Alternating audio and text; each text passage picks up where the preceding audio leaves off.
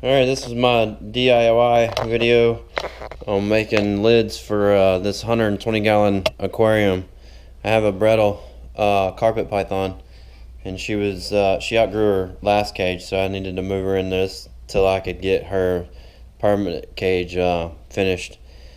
I had this as a fish tank and wanted to be able to reuse it as a fish tank if I ever decided to do so. And it had this plastic strip down the center, so I had to make lids that would fit and would not alter this, so that the fish tank lids would fit back. I made these out of flat aluminum from a Lowe's. It's in the kind of the nuts and bolts section, hardware section. This is the first one I made. I did angle cuts, as you can see, and it didn't quite turn out as well as I wanted it to. It fits, but it bows up a little bit, and so when I made my second one, I changed that up a little bit. You've probably seen these little bolts. I made a fastener to be able to kind of lock the lid in, if you can see that. It's a piece of the flat iron with the holes drilled in it, kind of in the same section. I was looking for a cam lever or a L-cam fastener. Like the fire truck I ride on has some panels that have those on there, and you lift up the little handle and then you can turn it, and it works kind of like a lock. So I couldn't find what I was looking for. And hopefully one day I will, and I'll go back and put those. I have them on the front, but these aren't even locked into the plastic, so I can open this lid if I have to.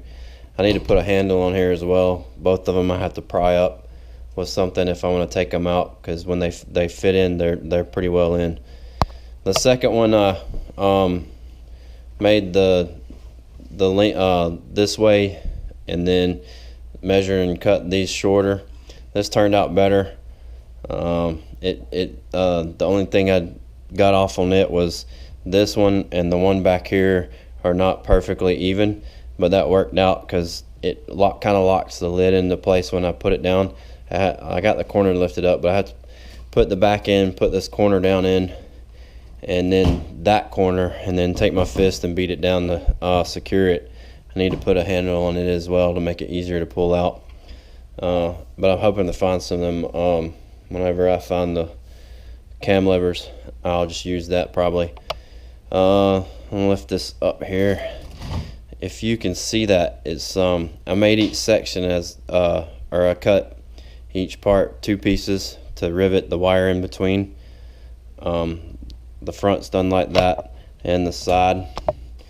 The wire is some wire I had left over from the other lids I built.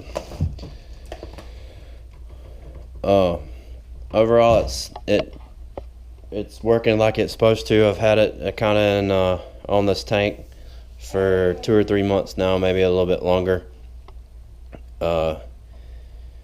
It's holding in the heat because I put the foil on it and the packing tape to seal it.